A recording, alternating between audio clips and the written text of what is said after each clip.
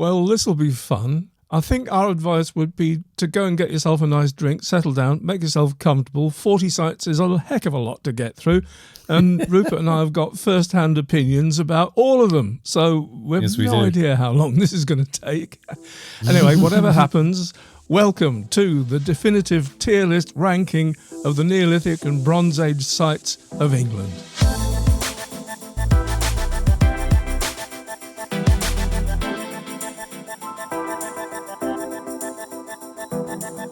Do you know, it's weird. I don't know if you thought about it this way, Rupert, but despite the fact that, saying definitive tier list is kind of in fun, kind of tongue-in-cheek. Yeah. But then I'm thinking, hang on a minute, that's about right. There's no rights and wrongs, are there? But yes. No. But the penny dropped when I was compiling the list. The penny dropped that I realised not only have we been to every one of these sites, but we've filmed at every one of these sites except for just one. And I thought, true. Geez, how many people can say that? That is true. Yeah, we've been around a bit over the years. I know. Anyway, as you were about to say, 40 sites is by no means all the sites. So, if your favourite is missing, our apologies. I mean, there are over 300 stone circles alone in England. We're not doing Scotland, we're not doing Wales, it's just England. So, any other thoughts, Rupert, before we start this? I don't think so, no. Just, I think the dilemma is going to be how we rank them. Well, that's the point. Yes, because it's not a quantitative thing. We're not ranking from best to worst. Every one of these sites is amazing in its own right. And none of these sites would be on this list at all if they had something, unless they had something going for them that elevates them above the rest in the first place. They've been chosen for variety as much as veracity, I should say. Lots of them on the list through the process we went through for standing with stones, I suppose. Yeah. But, and let's be honest, when we were shortlisting that, it was agony throwing some of them away. Lord, but we couldn't do everything, Yeah. So, they're not graded A to E or 1 to 5, but more as a guide. We're thinking more of this is more of a guide if you had it in mind to visit some of them one day.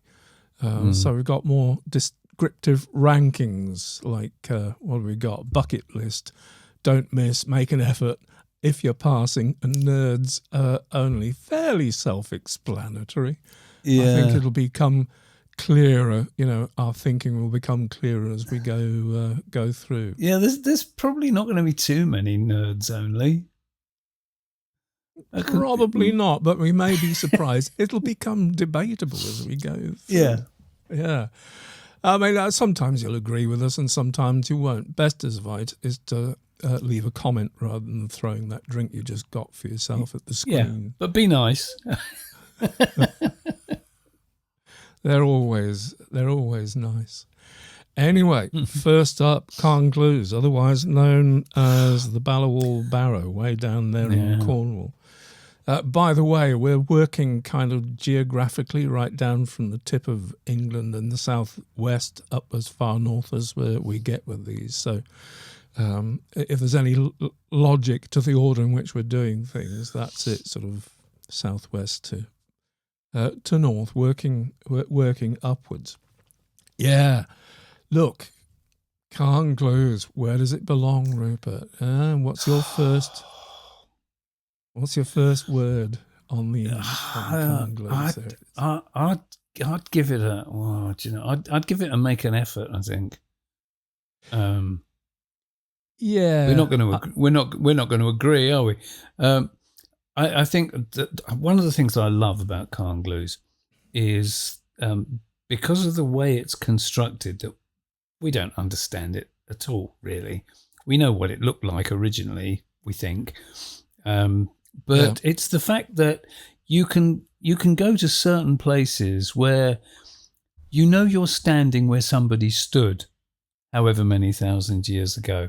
And that's always so much more evocative than, a random stone circle where you don't know how people dealt with it and, and how people related with it. When you can go to any site and know that, no, if I stand here, that's one of the things that I really liked about that. Yeah. I think I agree with you. I don't think it goes into the don't miss thing. The things going for it are, if it's on a nice day, if it's on a really nice Cornwall blue sky day, I think it's a don't miss. And we'll have these kinds of caveats all the way through. And it's one of those things that as a location, you couldn't put it into if you're passing, because you wouldn't be. Would you? No, there's no way you'd be passing. No, you have to make an effort to get to. Yeah, because guaranteed you'll get lost trying to find it. Yeah. Anyway. Yeah. So starting off in Cornwall, let's stay in Cornwall, as we will be for quite a few. Merry Maidens, where does that go? Might be controversial about this one, Rupert. It's only for me. It's only if you're passing. If that. It's interesting, isn't it? There's a degree of. It's a lovely stone circle, and it's almost perfect. There's nothing missing. Yeah. There's but it's anodyne. There's a degree of. That's the thing, isn't it? There's nothing. Yeah. That really stands out, except for the fact, and this is where it almost could go nerds only, in that that it's only when you stand on one side of the circle and you look to the south and you see that the stones on the southern half are graded, so they go up in the middle as if they're echoing the ecliptic, right? And you've been doing your homework. Or is your memory particularly good? I do. No, it's just I remember that, but for exactly the reason that we're discussing, that I remembered that as being a standout aspect of the Merry Maidens, because apart from that, you look at it and you go, what? Except that, I do have to say, except that, if you do explore the fields around it as well, there's an awful lot of stuff that clearly related to whatever settlement was around it at the time. There's hold stones, for example, and things like that dotted in the fields. So I think, I think we're right. It remains in the if you're passing, because it is just a few metres off the road anyway. It really is. If you were driving along that road. So you'd feel foolish if you'd driven past it and not visited it. So, if you're passing, it's an exemplar of if you're passing genre, I think. Yes, I think so. Men-an-Tol, because it's not far away at all. Mind you, all of these are pretty much on the same road, aren't they? So there might be. Men-an-Tol's a bit special though, because it's so unique. There isn't another one like it, is there? Well, that's true. That's true. I think it might put it in the make an effort. I think that's fair. Layer. I think that's fair. Yeah, it doesn't quite make the don't miss, because there's not much to it, and there's not much you can say about it. It's a lot of fun. Make an effort. Yeah, make an effort. I think certainly not if you're passing. Okay. Lanyon Quoit, again, not far away. I think for me, I love Lanyon Quoit though. There's something about Lanyon Quoit that is just it's an archetypal dolmen.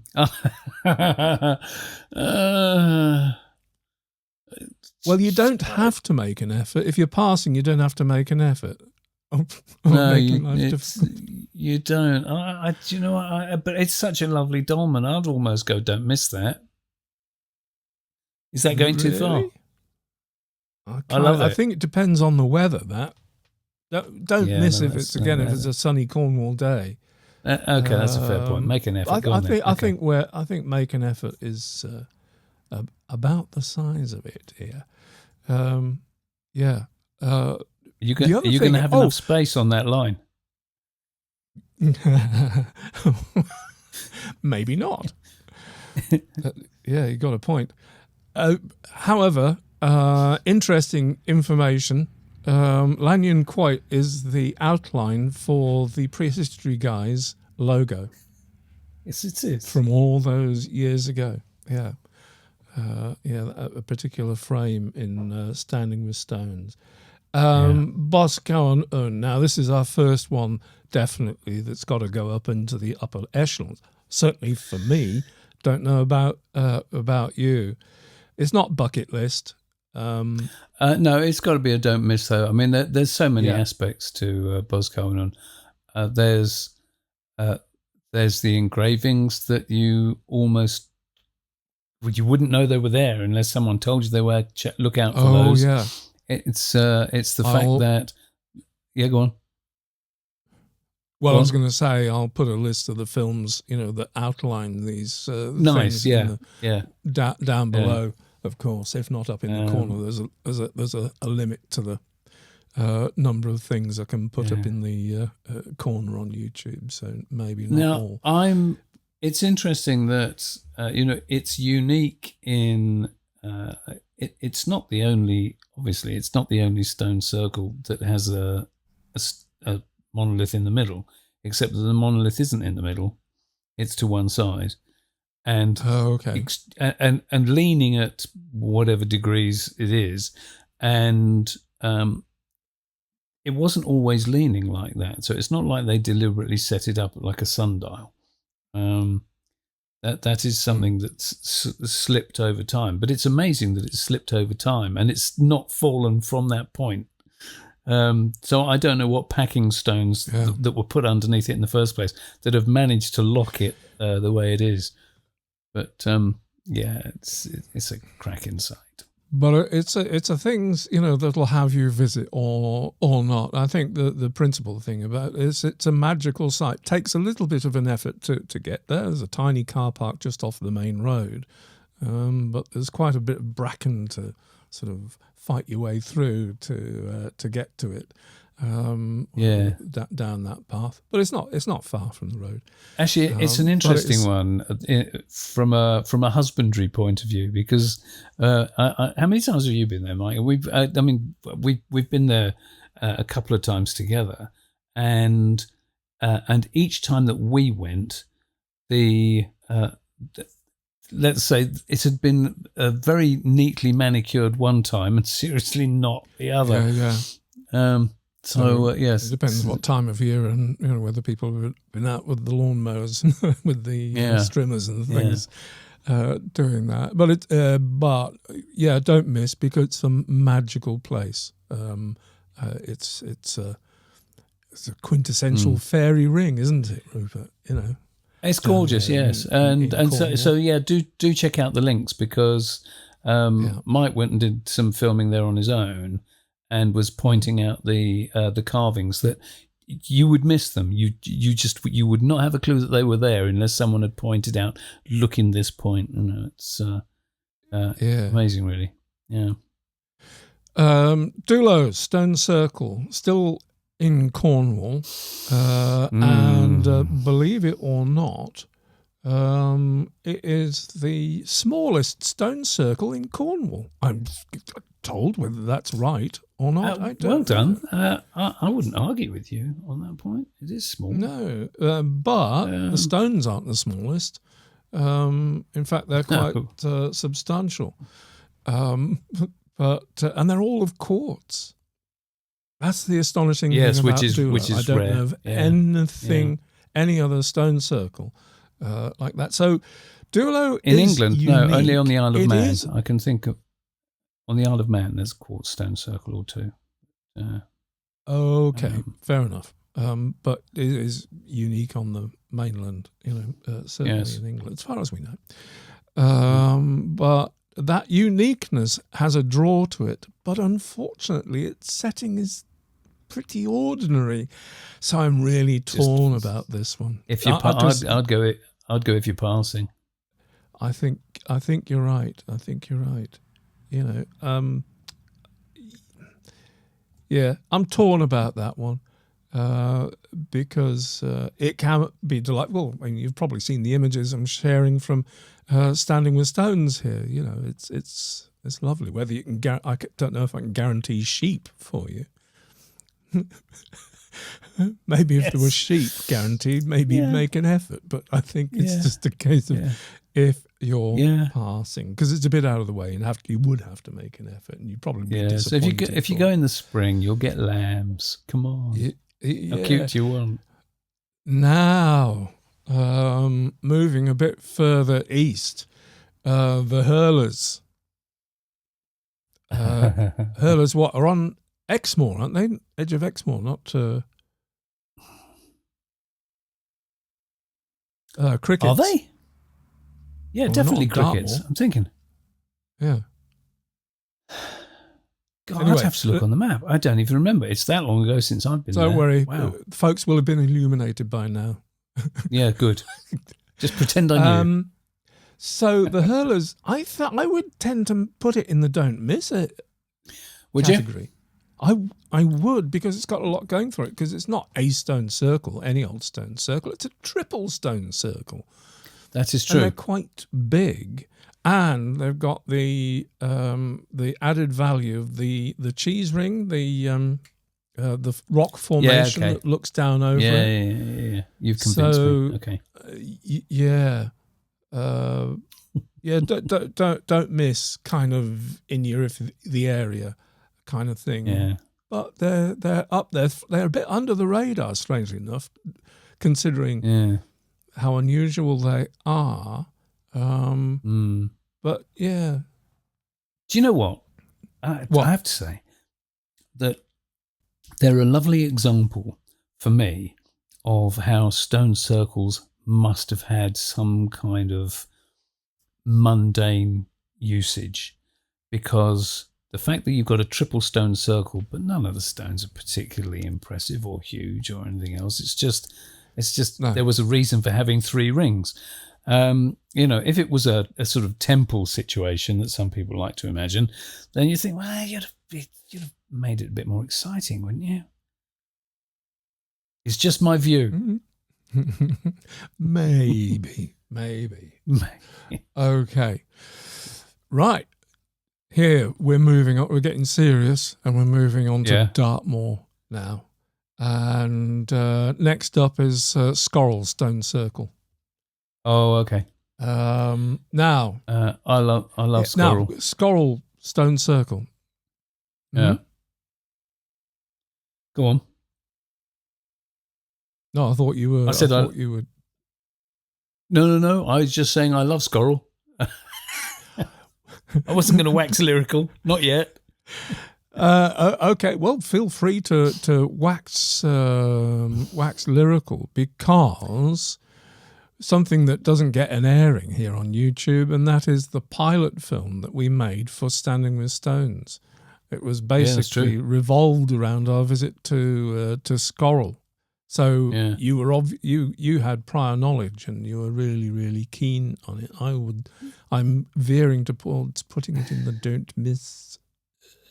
I'll tell you the thing about and that you can say this about a lot of Dartmoor actually, but one of the things that makes Scorhill so special is that when you have to walk for a while to get to it, and you're just tripping over archaeology the whole way. You pass stone rows, you pass old reeve systems that Lord knows how old they are, no idea. And it's just it oozes out of the ground how long people were living around this place. It's just fabulous. And it is impressive as stone circles go, I think. Yeah, I'd put it in a don't miss or make an effort. Yeah, I mean, we're not sort of saying you should, because you have to make an effort to get there. But it's a special one, I think. Yeah, I for me, it's a don't miss it. Isn't? Yeah. Okay, we'll leave it there. So let's talk about Yellowmead You've been to Yellowmead a few more times than I have. I've been quite a few times, yes. Yeah. Yes. In fact, the only time I've been was to film for Standing with Stones. Yeah. Okay. Yeah. I love Yellowmead, and it's. Do you know what? It's funny. It will make more sense probably later on, but I love Yellowmead for lots of different reasons. Not least of all, just when the first time I saw it was, crikey, I'm talking about 30 or so years ago. I was backpacking and I was just picking out sites on the Ordnance Survey map. I thought, I'll go and have a look and see what that is.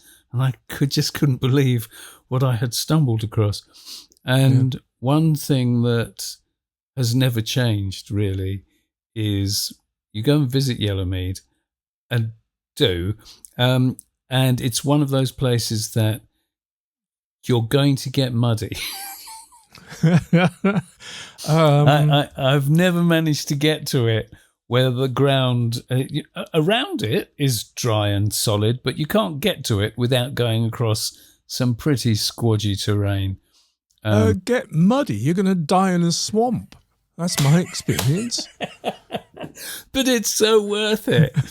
So worth it. It's a fabulous. So whatever we fabulous advise, this one comes with a disclaimer, you know. Yes. Yeah. We didn't make you go. It's a bucket list for me. Oh, really?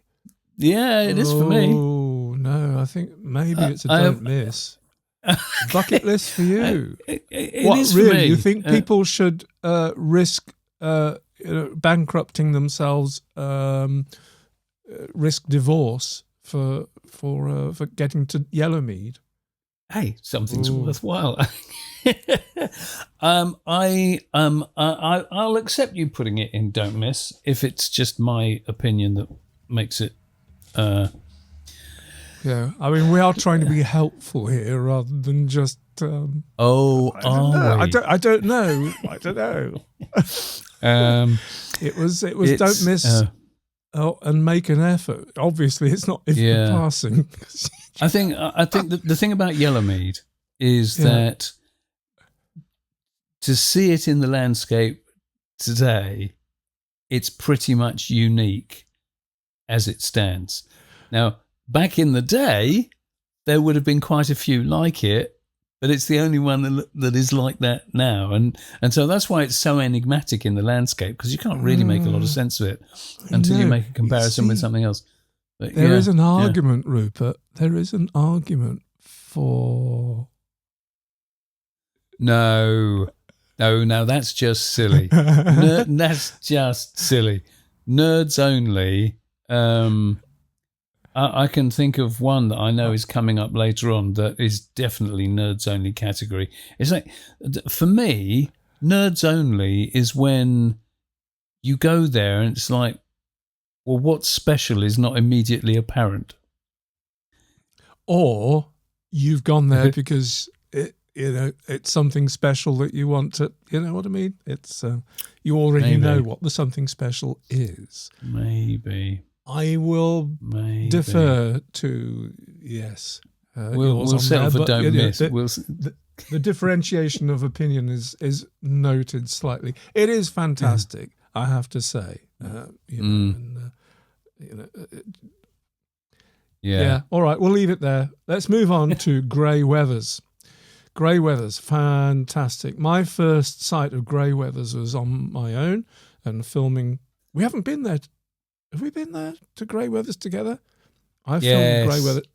Yeah. Oh, I'm saying that. Have we? No. I was on my own, and I remember my first sight of it, coming out of the forest and cresting the brow of the hill, looking down on it, and the sun was just going down behind the hills behind, and the whole thing. Well, you can see in this bit from Standing with Stones, that golden glow with. I remember you going there on your own. Yeah. But I thought we'd been there together. Mm-mm. I've taken other people there, for sure. I think you're right. But, And also, I went back there and took Sharon as well. I've got some drone shots of it as well to share. Yeah. I don't know if it's a don't miss. I don't know. It depends how you're feeling on the day, I think. Where did we put Duloe? We put Duloe if you're passing. And you're not going to be passing Greywethers. You do have to make an effort. I'm going to put it in make the effort. Yeah, okay. Do you know? Yeah, okay. Yeah, it can be very special. It can be very, very special. Well, and there are bonuses to making the effort, because if you go from Fernworthy, you've got to go past Fernworthy's Circle as well, so you can incorporate that into your trip. Froggymead, otherwise it's known in Froggymead. So I'll put Greywethers and Froggymead, yes, like that. Yes. Yeah. Taken together, they're kind of a don't miss, but individually, I'd say make the effort. That's an interesting point, isn't it? Really, I think. Yes. Yeah. see, Froggymead. Yes. Oh, that's a site that changes through the millennia, because when we first went there, it was all surrounded in. It was, this magical little circle in the middle of the forest. Yeah. But I've got a book from beginning of the 20th century with photographs, and it's just open moorland. It was before they put the plantation in, I'll see if I can dig that photograph out. And they have cut it down again since we filmed there. So it's been going through lots of incarnations. Yeah, I've got drone footage of since the cut down. I think that's a fair shout. I think that's a very fair shout. Now, here we go, because not far away again, it's Assycombe. This one this is the one that we haven't filmed at, and this is the one that only Rupert knows. So over to you. I can tell us why it should go and where it should go and why.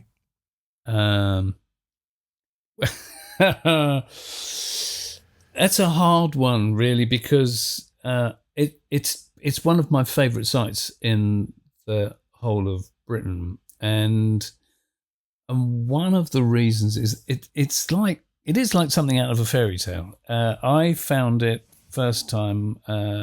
It was probably on the same backpacking trip back in the 80s.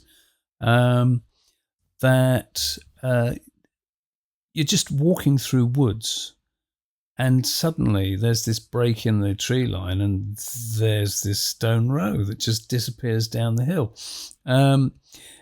Completely magical, with a kiss circle at the bottom, and it's quite an impressive stone row in its own right.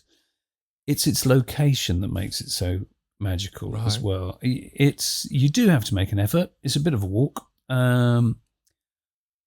but yeah, I love it. I think you're tending towards the don't miss. Yeah, if you're prepared to make the effort, it's one of those. It's one of those you've got to make the effort to not miss it. But you're not going to be disappointed with it. All right, fair enough. There it is. Right, we're moving sort of eastward now, leaving Dartmoor. Next up is the 9 stones of Winterbourne Abbas. That's the name I was trying to think of. I have a thought about this. Go on. Well, I think it's nerds only. Yeah. You take your life in your hands getting to it. The road there is treacherous. Because you can't just stop by it and get out of your car. It's a very busy road that's going past there. You have to be absolutely determined to go to the 9 stones. Pretty as they are. Yeah. It's worth saying, though. It is worth saying, though. This for me, 9 stones is a really nice example. Sorry, I'm looking down at what Michael's doing on the screen here. That's why. What makes that stand out for me is that it's another lovely example of the footpath that became the donkey track, that became, ultimately it's become the road. And so the circle itself is still on that that thoroughfare of where people have they've been going past it for thousands and thousands of years. The only sad thing about it is that there used to be a beautiful beech tree that had grown into the circle. So one of the stones was actually, the tree had grown kind of engulfing one of the stones. And I don't know if it was an old beech tree, and I don't know if it got diseased or something, but they actually cut that down some years ago. So the view that we had of it, particularly when we filmed there, of just this underneath this huge sweeping, branches sweeping over it, and that's not there anymore. But the circle is still, as you say, but it's only, I think, is fair. Yeah. It's not that rewarding because it's right by the road. It gives it a quality, but like I say, you have to park 100 yards down the road, and there's no footpath on the road. So, yeah, and it's on a bend. So yeah. It's a tough one. So first one to go in nerds only. It has its upsides, but. Okay, moving along. Do you know where we're going now? We're going to Dorchester. And Dorchester figures heavily. We made a whole film about, having an adventure for a day in Dorchester. In fact, the next 4 sites are in and around the town of Dorchester. It's funny how things get concentrated, but these it's so rich.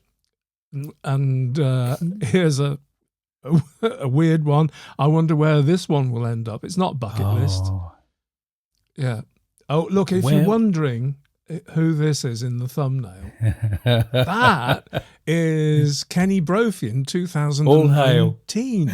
All hail Kenny Brophy.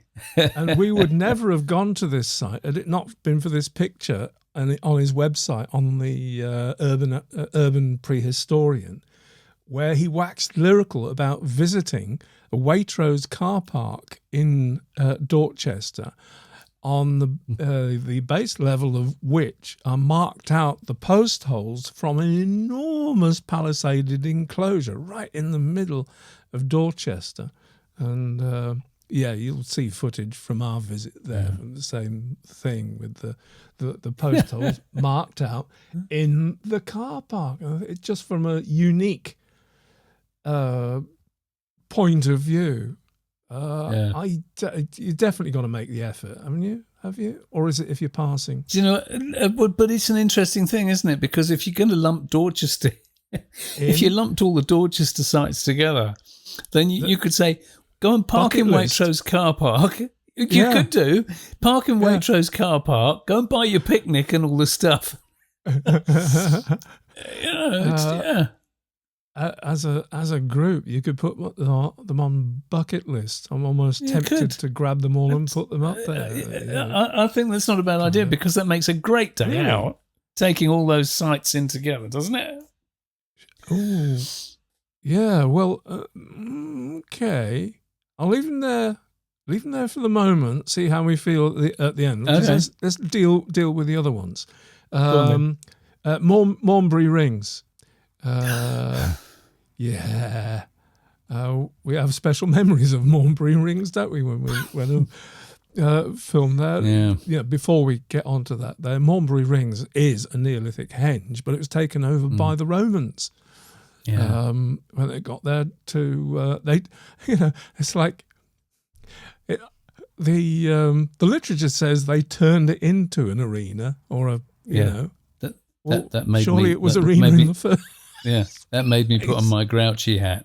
The Romans took it over and turned it into an arena, as if it wasn't one already. Yes, it screamingly was an arena. Yeah, it's right in the middle of town. It's no effort to get there if you've parked in Waitrose car park and seen the palisaded enclosure. And you never know, you might see a helicopter land in it.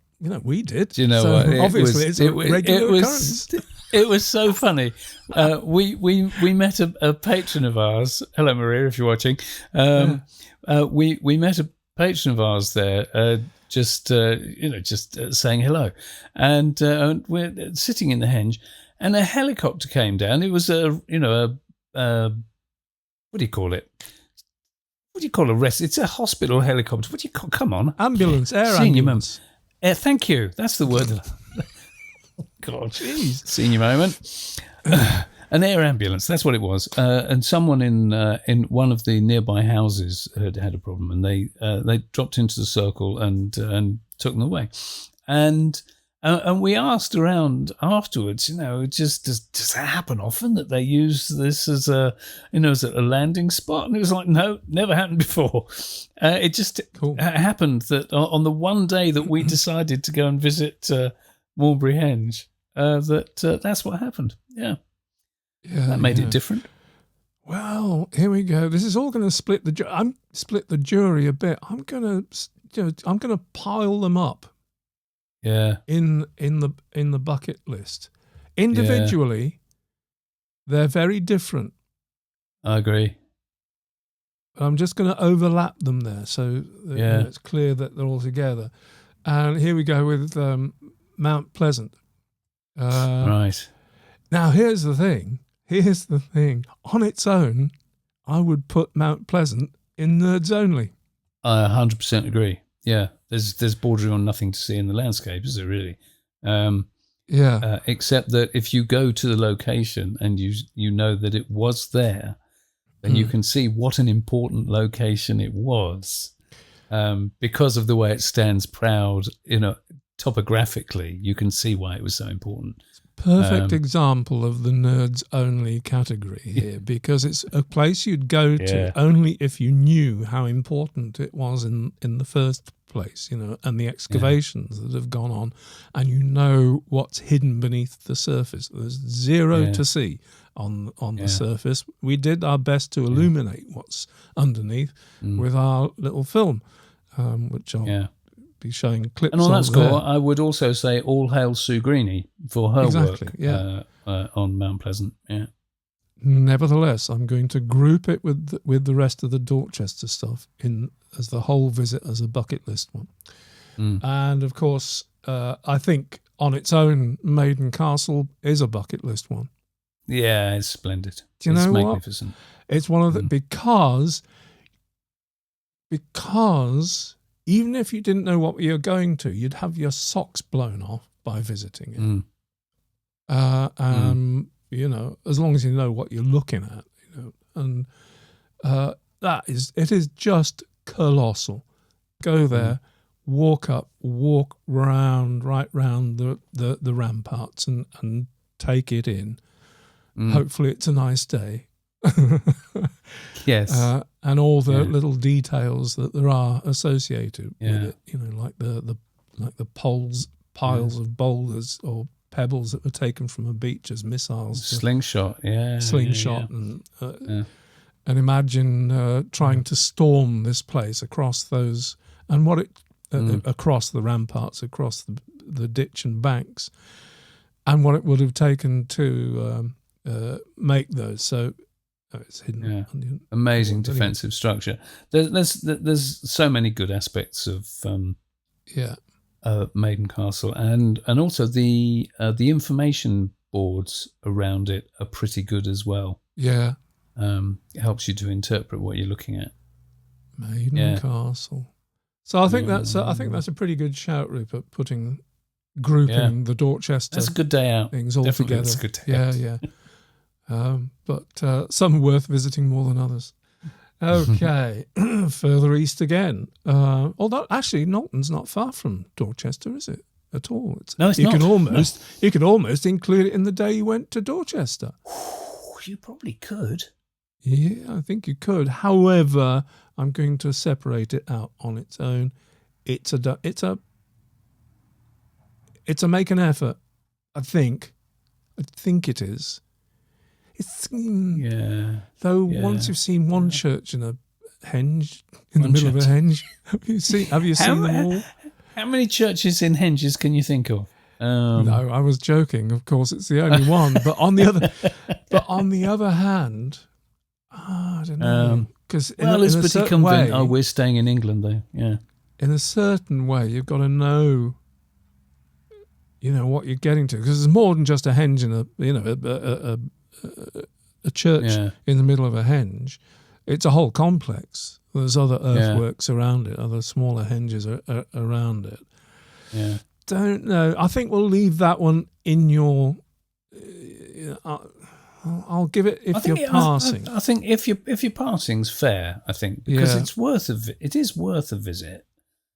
But one of the things about Knowleton is when they did the excavations on it, the size of the ditch and bank was, like any henge, what you see today is a shadow of its former self. But what surprised me about Knowleton was that the ditch and bank were pretty huge. It was something ridiculous, like 10 feet deep and 17 feet across, something like that. It's a long time since I've had. If you've got it wrong, I'll correct you in the. Thank you so much. On screen. The thing is, it's massive from that point of view, and the fact that the church was plonked in the middle to get rid of any pagan goings on is typical, isn't it? Yeah. If you're passing, I think that's valid. Yeah, it's a good day out. Yeah, for some it may be worth the effort, but I think it's an if you're passing. Further east, going right over to the east into Kent, isn't it? Because in the Medway tombs, Coldrum, absolutely fascinating site. As to whether you should visit it or not, that's another question. What's your feeling? Something that we we haven't even really discussed actually is what makes it you don't miss this one. Is it because it's interesting, or is it because it blows your socks off when you're there? I don't know. I don't think we can be definitive about that. This is why this is so much too fun, subjective, because everybody's going to disagree. Yeah. That's true. Everything's questionable, Yeah, this isn't serious. Yes. This will not be an academic paper in the making. No.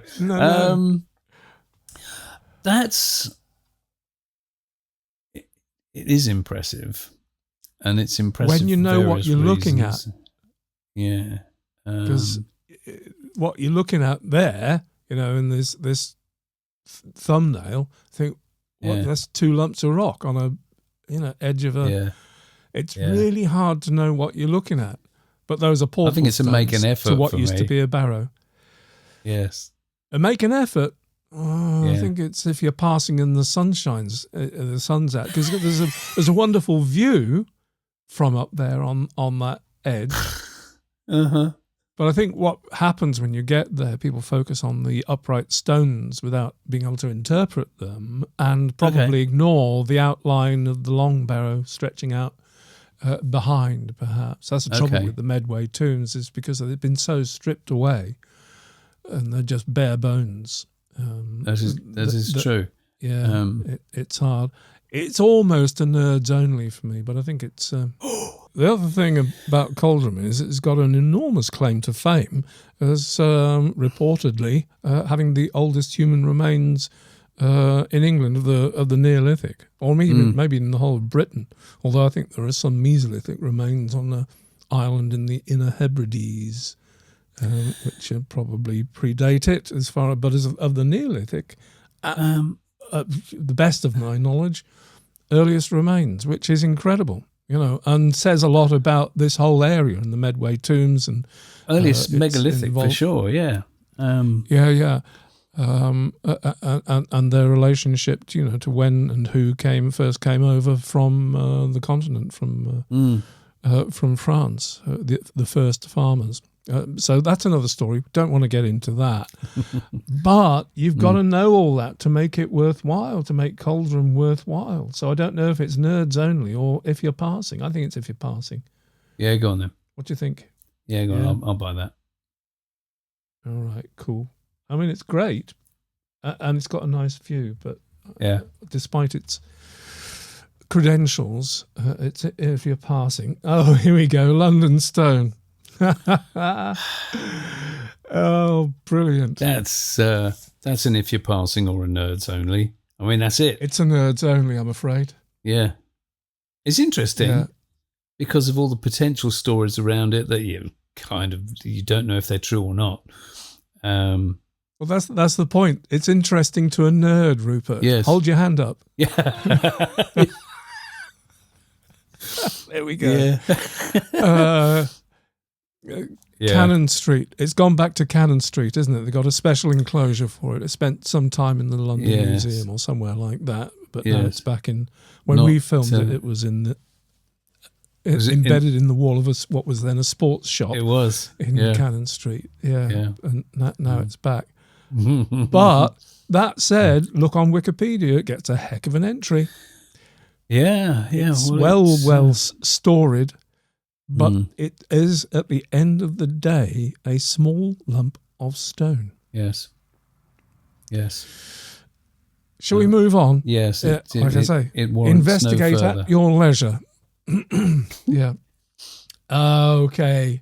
All right. Here we go. This is where we get into deep water, Rupert. Where are we going? We're at Stonehenge. Yeah, so we're going to get into trouble here. Where shall I put Stonehenge? It's got to be bucket list. If you haven't been there, you've got to go there. Well, I would put it in don't miss with a provision for bucket list, okay? Okay, explain your rationale to me. It's one of the most important Neolithic sites in the world. I mean, megalithic sites in the world. Indeed. I'd rank the it visitor right experience can... Exactly, from from an objective point of view. Yes. But the visitor experience can be very varied. It depends whether you like crowds or not. That's true, but it's still it's got to be bucket list. If you haven't been to Stonehenge, bucket list is if you go and you pay for the entry into the stones at sunrise or something like that. That's bucket list. You haven't separated that out. I haven't. But you'll have to take my word. That is my humble opinion. Bucket list, definitely pay the extra and go, with a special time into the stones. But milling around with the other people around it. But it's still a don't miss. It's absolute minimum don't miss. I think that even, all right, I know we had all the contentious arguments about whether they should build the Stonehenge tunnel. But I think that even when you're driving down the A303 going west, you come over the brow of the hill, and you see Stonehenge over there on across the landscape, is always just an amazing moment in the journey. Doesn't matter how many times you've driven that road. I've done it hundreds of times, literally hundreds of times. And that's just a landmark of the journey, For me, it's a bucket list. I think if anybody hasn't been to Stonehenge, it's not like any other site that you will ever visit. I would. I think don't miss it. I'm gonna put it there because I think there are there are caveats to it. Not least of which is the actual visitor experience. The visitor centre is fantastic, and they make a huge effort, but they're dealing with large numbers of people. And I think you go with a bucket list, go prepared.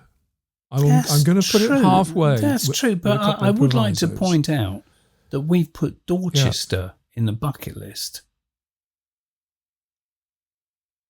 Yeah. Saying as a comparison. All right, assuming that you're going to book yourself onto the, and you know what you're getting yourself into the bucket list it goes, as does Avebury. Yeah. Boom. Straight in there. Yeah. I'll tell you one of the things that makes Avebury so very special is it's the only Neolithic site I can think of that has got a pub in the middle. You've got to go to the Red Lion pub. Well, Isn't that the case? And that puts it up there in, And of course, many people will notice that West Kennet Longbarrow is missing from this list. And if you're going to Avebury, you're probably going to go to West Kennet Longbarrow, and you're probably going to visit, or have a look at Silbury Hill, and all the other stuff in the environment. So in that, I do include the other stuff around the Avebury landscape, which you won't be able to escape. But just for the glory of walking around those massive, on the tops, walk around on the top of that bank. It's just mind blowing.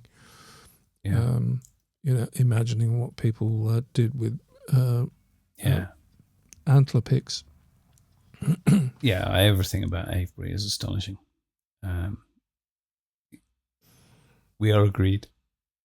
Enough said. Yeah. However, moving on to another amazing henge, which we've made a great song and a dance about, and that's Stanton Drew. We're going over back a bit westwards now, back over to the west. And that image, of course, I made that image. You did make that image. It's not what it looks like. And a very fine job you did too. In terms of what it is in the landscape, it's just to make an effort for me. I'm afraid it is. At best. I would even put it as an if you're passing, because it's not impressive in the landscape. No, I think it's if you're passing. Yeah. Because you've got to know. I mean, even the stones themselves, it's a huge stone circle, notwithstanding the fact that you can't see any kind of henge. Yeah. But it's so spaced out. It's not. It doesn't knock your socks off by any means at all. It's a place you've got to have an understanding of in order to visit. If you do, it's a making effort. Yeah. On its own, it's if you're passing, I think. Yeah, I agree. And there's, there's a nice pub in Stanton Drew, the village. That's true. So there's that, which is very not in the middle of the henge. So not in the middle of the henge, no. Not that. Oh, say, coming. Stony Littleton, Longbarrow.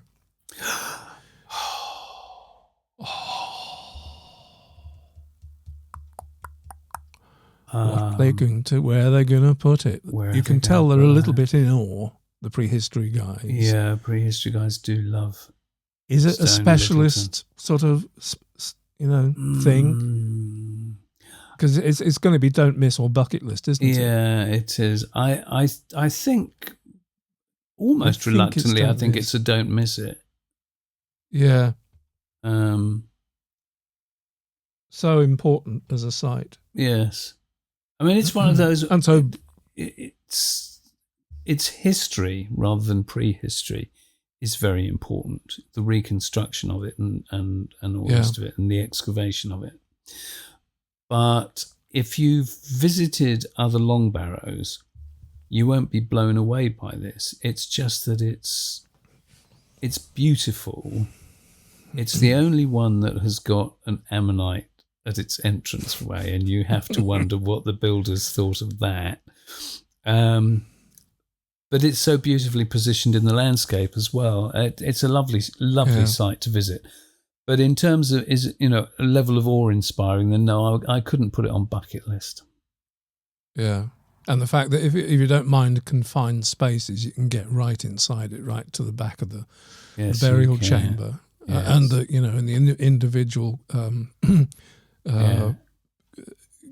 chambers are there to see down each side. Yeah, it's something we've never asked you guys. I wonder how many people who like to go exploring prehistoric sites are actually bothered by confined spaces, because so many of the burial chambers and what have you only get the best out of them if you do go right inside. Yeah, true that.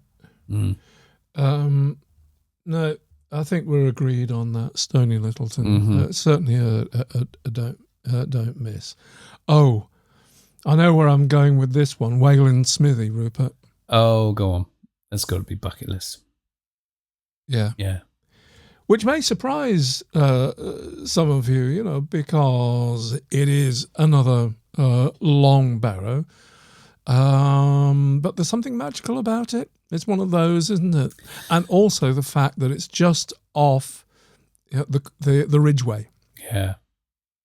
So there's so much going on as far as its location is concerned, and you can't, get to it without seeing the Uffington White Rings. The Uffington White Cat. The Uffington White Cat, yes. Yes, I get into trouble for saying this. I've offended so many people saying this. The Uffington White Horse, folks. Yes. Yeah. The Uffington White Horse. It's not a horse. Yeah. Yeah. The thing about Waylands Smithy is that it's impressive to see in the landscape. It's, you walk all the way around it and you realise quite how huge this place was. But it's the archaeology has shown how many incarnations it had, and the fact that it was important for more than one sets of people, put it that way. Its position, as Mike said, on the Ridgeway, and so going right the way down that list, there's stuff there. Oh, for nerds, there's so much information, behind it as well. But it's a glorious thing in the landscape. I think of all the long barrows that you could pick out, it would be in the top 5, I think, of best long barrows to visit. So bucket list for sure. And it's beautifully situated, amongst the trees there. It's a very peaceful place to go. It has a real atmosphere, the way it is now, the way it is at the moment. Brilliant. Now, the next one, Devil's Quoits, or otherwise known as Stanton Harcourt bucket list. Oxfordshire. Sorry, bucket list. I won't have it any other way. No. Yeah, bucket list. Oh, really? Yeah. Oh, that's a problem. Yeah, I think so. Do you think? Stop it! It's one of the most. It's one of the most impressive circle henges you'll ever see. Well, yes, but there are so many caveats to it, Rupert, that might have people disappointed in the end. I know. I agree. It's a place I'll happily go back to time and time again. Yeah. Given the opportunity. So in a way, I kind of agree with you. But it's got some things going on, surrounded by the gravel pits as it is, and also it's completely a reconstruction, a great reconstruction, but it is not mostly original. That's true, and it's fun. So people have got to know that, That's true. But bear in mind that the reconstruction is based on phenomenal archaeology. Oh, yeah, phenomenal archaeology that went on there. And the other caveat about it is that you don't know what condition it's going to be when you get there. When the first time we went there, it was presented very nicely. When we made our film, linked down below or up in the corner. That's true. When we made our film, it was presented nicely. I've been back since, and it's horribly overgrown. Now, whether people have been making the effort and cutting it back every year or what have you, I don't know. So it's difficult. I can't put it in bucket list because I couldn't promise people a really good experience with it. It's one of those you've got to understand what it is you're seeing. It's amazing. It's fantastic. From my own subjective experience, I'd put it in bucket list. But as far as advising other people, I would put it in. If you're in the area, don't miss. Not if you're sort of. I'd like to draw to your attention the fact that this couldn't be more subjective in the first place.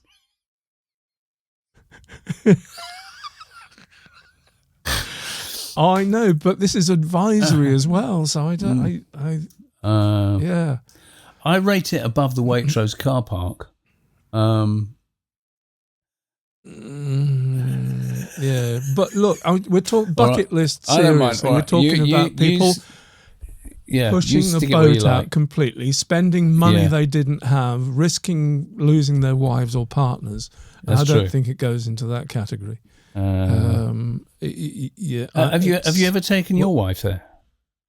Yeah, loved it. But arrest my case. Arrest my case. I'm sorry, I'm in control. I'm putting it in don't miss, and I could have put it in make an effort. Let's move on. Rollright Stones. Glory be to the Rollright Stones. From my point of view, it's completely, off the scale, influentially, and kicking off my interest in megalithic sites and stuff like that. I think it's a don't miss. Yeah, it's a don't miss. It's not a bucket. Think it's bucket list. It's not bucket. Don't miss. Yeah. Great. And Rollright Stones is not just the Rollright Stones. There's Whispering Knights and the King's Stone as well to visit. So it is, albeit a small one, it is a complex. Not that everything belongs together contemporaneously, of course, that you're looking at. Yeah. The Ring and the Whispering Knights probably don't belong together in time. But there they are. And you'd be surprised the number of people that visit, especially if you're going in the summer and that kind of thing. Expect another site on a busy road. People. Another site on a busy road. So don't get run over. I think it's a don't miss. It's one of the UK's favourite prehistoric sites. Yeah. But it doesn't rank bucket list. Hetty Pegler's Tump. It's another long barrow. It's small. I don't want to spend a lot of time on here. It's in here because it's in here. There are other long barrows besides Hetty Pegler's Tump. Otherwise, no. I'd put that in an if you're passing, to be honest. Yes, if you're passing, it's not far off the road. Yeah, it goes in there. Otherwise known as Uli Long Barrow. By the way. I mean, it offers more than it's just a nerds only site, for sure. Yeah, I think so, because you can crawl inside and all that kind of thing. It's on a much smaller scale than Stony Littleton, but it's fun. It's like do you know what would make Uli something else? Is if they chop down all the trees behind it. Because you get a fantastic view. Right for a moment, I thought you were going to say open a visitor centre, but But there's other long barrows around. Nymphsfield springs to mind, and there are others of this similar sort of ilk. But it's true. You don't really get a sense of how it sits in the landscape because of those trees, do you? No, that's right. It just seems cut off from the rest of the world in the corner of a field. Yeah, but it's not. It's right on the ridge of the Cotswold Hills there with spectacular views. Yeah. But you have to go into the trees or sort of out to the west. You can see right into Wales from there. Moving on, we're still in the land of Cotswold long barrows, but this is a very special one. Certainly, it's close to my heart. No, it's not too far a drive either, but Belas Knap. I'm going to... I don't know. It's a split between don't miss and make an effort, certainly. If you're going to visit one long barrow, I'd say go to Stony Littleton. But really make an effort. Littleton rather than West Kennet. If you're only going to visit one. Oh, the Cots. It's a toss-up. Yeah, it is a toss-up. But I think Belas Knap is kind of make an effort. Yeah, okay. I mean, it's a magnificent site. Yeah, you really do have to make an effort. That's you can't park anywhere near that, and it is on the top of the hill. It is. It's a magnificent site. But I agree. I think make an effort is valid. Yeah. You'll see from the images, what it's like. Make up your mind. But there's no chamber to go into. It is what it is. spectacularly beautiful in and Well, of you itself. say that. I mean, you can go into a couple of the side burials. Kind of. Yes, you can. There's just, one you can get into. Yeah, they're just shallow and not very impressive. Yeah. Not brilliant view. Oh, unless you count the view as you walk up. Then when you've got the view looking View is backwards. splendid. That's true. Yeah. That's true. Yeah. It's still make an effort though, definitely. Yeah, I agree. But highly recommended. Yes. Here's an interesting one. Arthur's Stone. Ooh. That's an iffy passing for me. Really? Yeah. Even though it's got a lot going on for it, and there's ongoing excavations and all sorts. They're discovering all sorts of things. That's true, but in terms of return on investment for actually having made the effort. Oh, but look at these beautiful pictures. What I made. Don't you want a bit of that? On a nice day. Oh, the other thing going for it is you can pretty much drive right up to it. Yes, you can. You can drive. And it's not on a busy road, so you're not taking your life in your hands. So you have to have made an effort. I don't know. Okay, one of those. You'll hardly ever be passing, so I'm going to put it in make an effort. Okay, all right then. And it's a fantastic site if you read up about it. It is a great site. Yeah. Whatever's going on.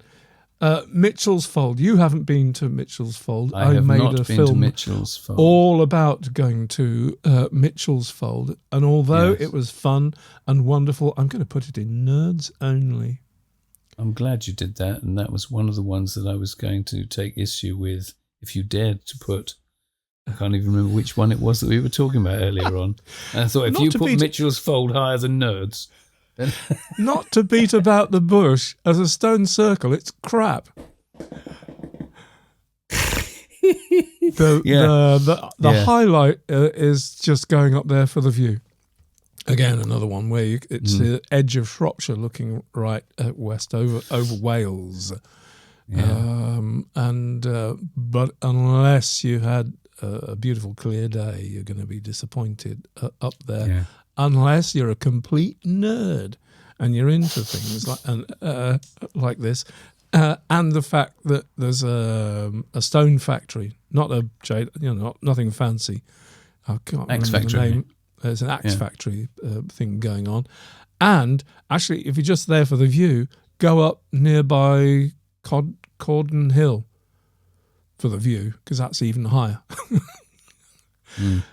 But Mitchell's Fold, druids go up there and do stuff. Because I went once and had to turn back because it was occupied by white robed people. Anyway, let's not go there. It's in Nerds Only.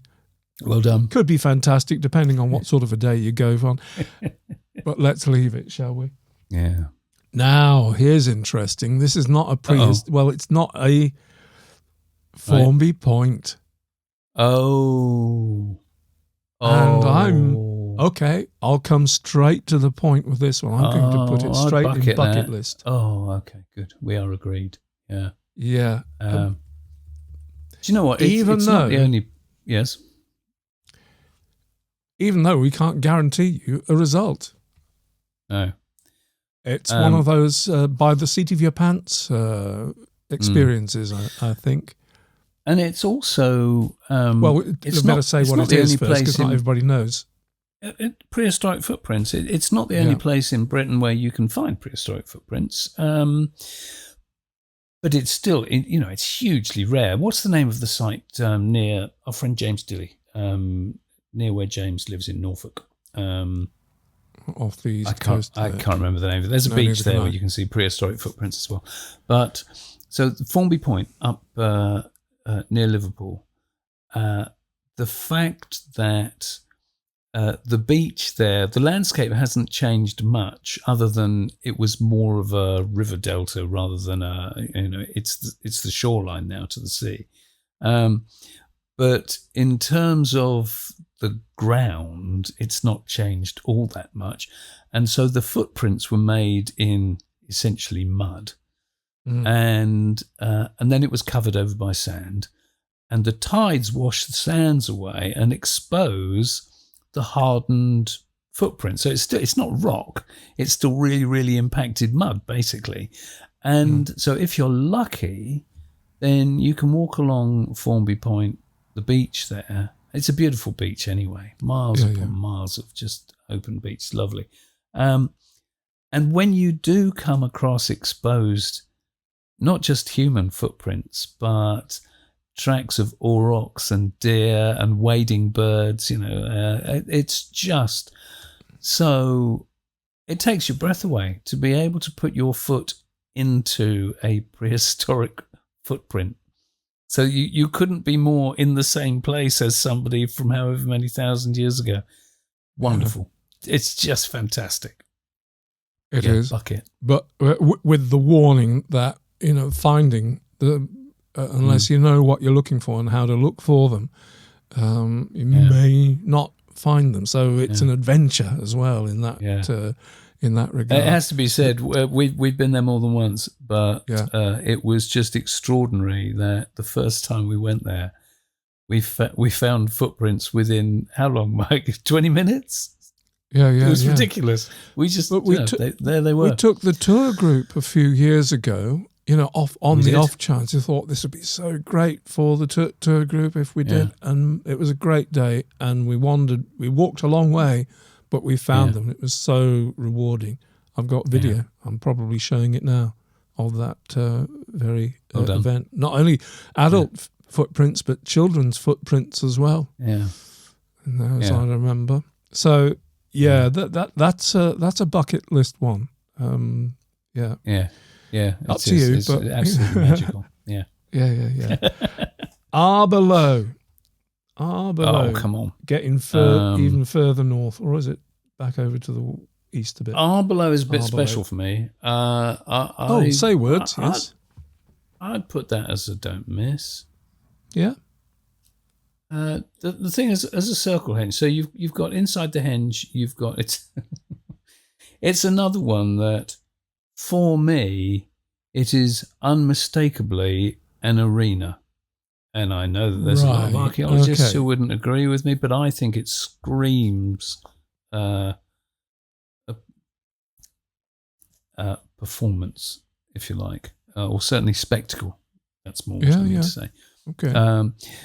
But the thing about Arbor Low is that it's maintained, even though the ditch and bank of it's however many thousand years of erosion. And so the bank's not as high and the ditch isn't as deep, but it's still proportionately, you still get a sense of that inner space being part of a spectacle. And you get it really strongly at Arbor Low that you don't get, even at places like Avebury, because Avebury is so damn huge that you don't get a sense of the size that the bank used to be and how deep the ditch used to be. But this Arbor Low is just one of those places where it does still seem to hold its integrity from that point of view. This is my view. Okay, lovely. I might have lowered it a bit down to make an effort, but I'll keep it. I'll keep it in don't miss. I think it's I think it's a surprising sight. I think that's it probably exceeds your expectations going up there. It's called the Stonehenge of the North. Of course, it isn't, but yeah. So few of them are. And it's relatively easy to get to, not a problem. There's a honesty box by the farm gate as you go in. It's on the... It has to be said, if you do make the effort, it's not a huge effort. Yeah, okay. Moving along, 9 Ladies of Stanton Moor. I'm going to put it in make an effort. Okay. And it's not just for the stones themselves, which may be slightly disappointing, but it's a superb environment, and aside from the stones themselves, walking through the woods and the Stanton Moor itself, there's a lot more going on there beside the stones, and that's probably the more interesting aspect of Stanton Moor as the prehistoric occupation.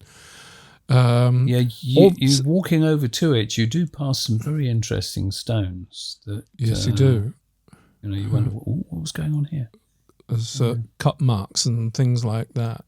But the landscape itself is unique and fascinating, so the whole area is worth a visit. The Nine Ladies worth a visit. Claim to fame, it's the first protected monument ever in England. Well, Mr. B, I didn't know that. Did I know that? I don't think I knew that. I think so. Double check that with the Wikipedia entry, but I do believe it is true. Okay. Yes.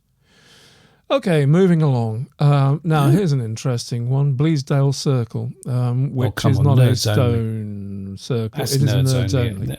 It is a nerds only. I mean, there's a reason why the thumbnail there is a diagram of it. It's because to look at, it's not a lot.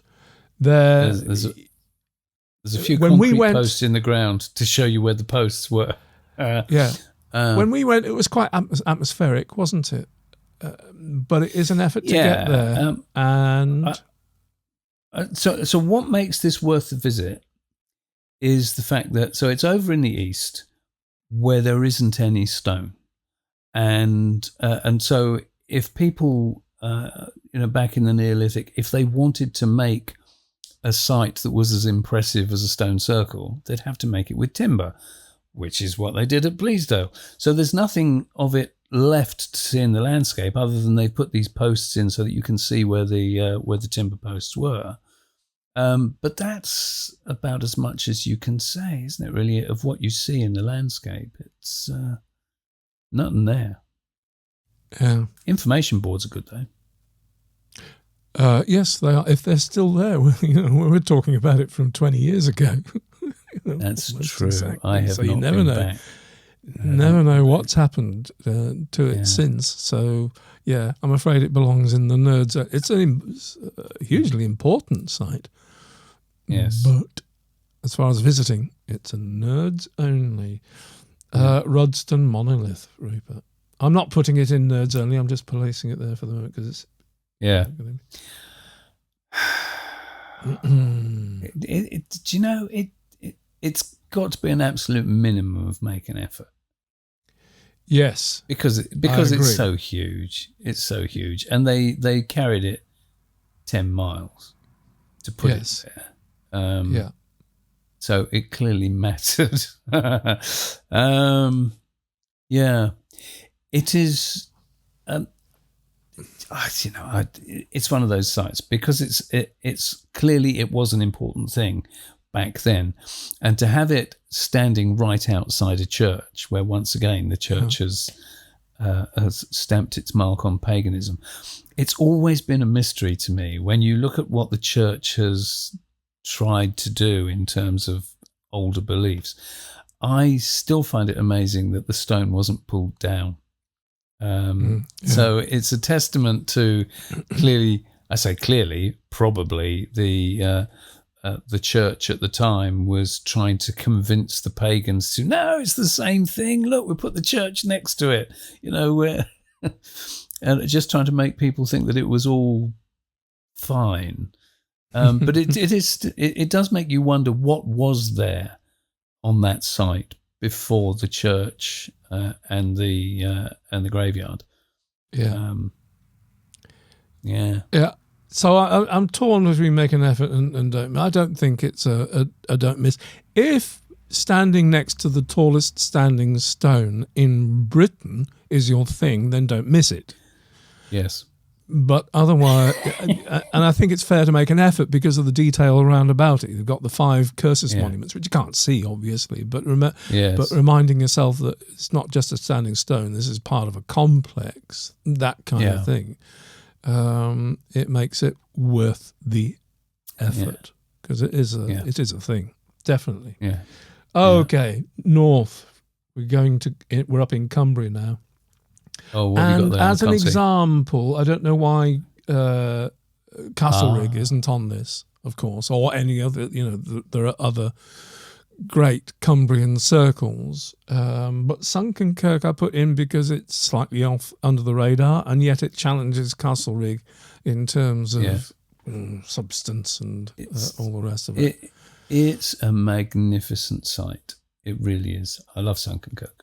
And it's another one of the sites that the preparation before they built it, so the levelling of the land before they constructed it and things like that. Yeah. It's a splendid place. And if you're up in the Lake District, that everybody would automatically go to Castlerig because it's the one that everybody knows about. Yeah. Sunken Kirk is every bit as impressive as a circle. What makes Castlerig so impressive, I suppose, is its presence in the landscape. How it sits there with those amazing views. Sunken Kirk is experience in the landscape there. But so you folks, you be different. Go to Castlerig, but also go to Sunken Kirk. Because you'll be alone, probably at Sunken Kirk. That's true. It is a bit of an effort because you can park by Castlerig, but you need to walk a little bit to get to Sunken Kirk. You get coach loads at Castlerig, so Sunken Kirk. Right, I'm putting it in don't miss. Is that correct? Yeah, I agree. Yeah. Or make an effort. No, I'd say if you're into this stuff, then don't miss it because it's brilliant. Fair comment. Only 3 more sites left to go. Who knew we could get through this, Rupert? Now, sadly, Ulverston. I fear Ulverston. What else is it called? Birkrigg Common. Yes, also known as. Now it's got a splendid view. The Druid Circle of Birkrigg Common. Yes, it has a few names, doesn't it? Yeah. It's got a splendid view over Morecambe Bay, but I don't know because you probably wouldn't be passing. I think it's a nerds only. It's got several unique features that are worth knowing about. But for me, it's nerds only. In terms of construction, it's another one that the pavement they constructed a pavement on which to build it, and the pavement is of different stone. Outside the circle, it must have looked amazing when it was new. But I agree, it's an if you're passing. If you're passing, it's not a nerds only. Yeah. Okay, so right, final stretch, and these two you can take together almost. Long Meg. Well, let's deal with Long Meg first.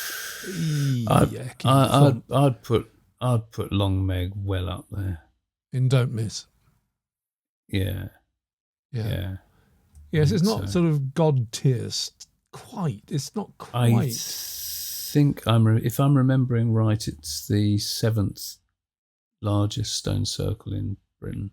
Yeah, and you must go there, but don't break yourself. It's very, really important.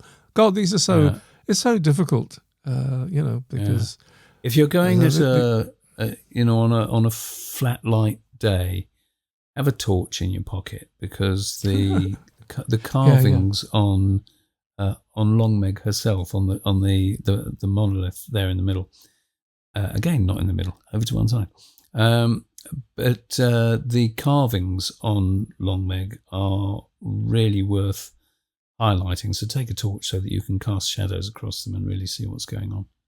Yeah. Lovely.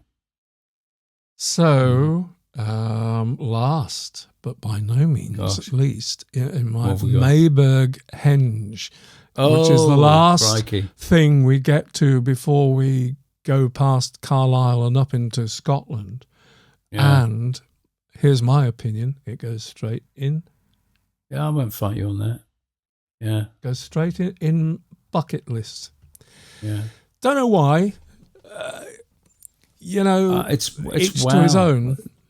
There's a wow the first factor time to we it. went there. Yeah. Yeah. First time we went there, it's one of the few places that it doesn't have a ditch, but it has a massive bank, and that raises questions all on its own. So it's a henge, but it's not a henge. And then you look at how they constructed the massive banks, and they are massive, and they're all with stones that they brought up from the river, which is a hell of a way. And then just sit on the bank again. It's one of those places that, because the bank is made with stones rather than piled up dirt, which is the usual thing for henges, that it's still really high, and you can sit on this bank and look down into this arena with a stone in it. Again, it's unusual as a henge of having a single stone in the middle. It's a fabulous place, and when you look at the it's very, very clearly defined entranceway, if you can call it that.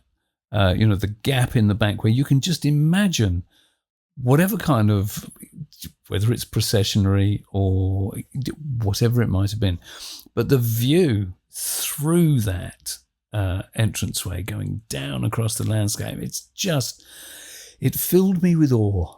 It did. And that, I think, is its claim to bucket list thing. I hope what we're saying is not kind of a plot spoiler, but the first time we visited it, Rupert, because we'd put it on the tour itinerary, and I remember being with the group and going up the side thinking, we're just going up a hill. Where is the henge? Where is the henge? And you crest, the edge of this caldera of a henge, and you go, oh my God! Yeah. Okay. I don't know what I was expecting, but it wasn't that. It wasn't this, So, put that one on your bucket list, especially if you're driving. And it has to be said, actually, from a bucket list point of view, that there's a lot of sites clustered around that area, so you can have a fantastic day out visiting all sorts of stuff. Yeah. Yes, indeed. And that's it, Rupert. That's our 40. That 40 has... 40 there are already. many sites that could have been included. And I've just thought of one. I'm thinking, why is that not on the list? Because I've been there, made a film about it. It's Thornborough Henges. Yeah. But then where do you draw the line? I mean, where do you draw the line? I think that I think it's good to have a list of some of the sites that aren't obvious. Because if we were going to choose sites that more people know about, I know a lot of you know about these, but the list would be enormous. Yeah, and obviously we're not claiming this is a well, we did at the beginning. I said this is the definitive list, didn't I? but the ones that we've chosen are not definitive because there are so many more.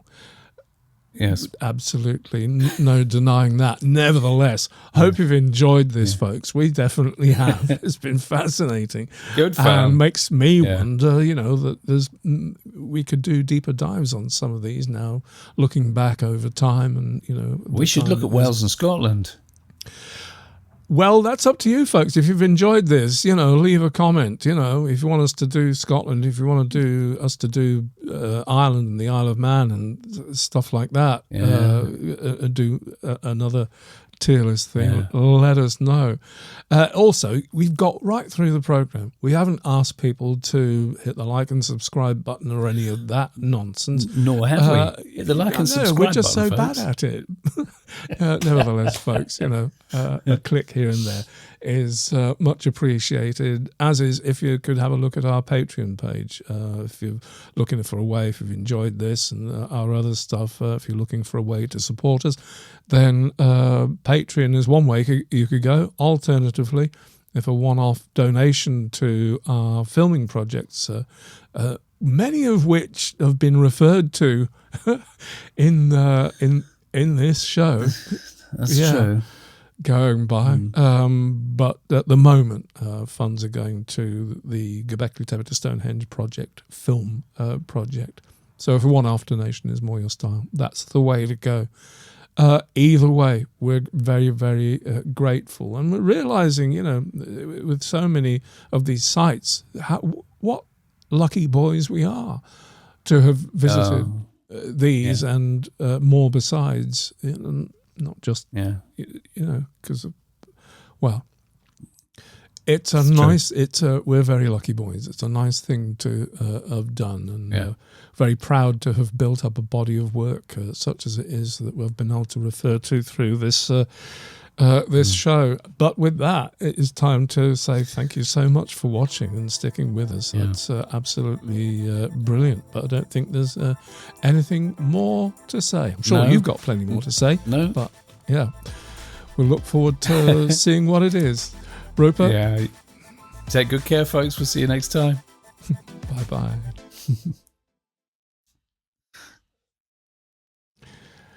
Crikey. I wonder how long in total that's going to be. Stop. Not going to be quick.